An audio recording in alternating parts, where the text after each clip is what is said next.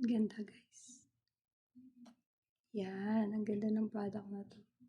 Ang crystal clear ng kanyang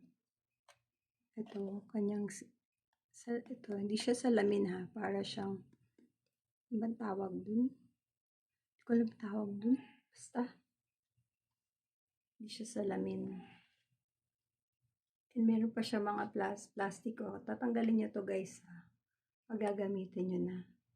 Yan. Para hindi siya magasgasan syempre. And ang ganda ng kanyang rubber.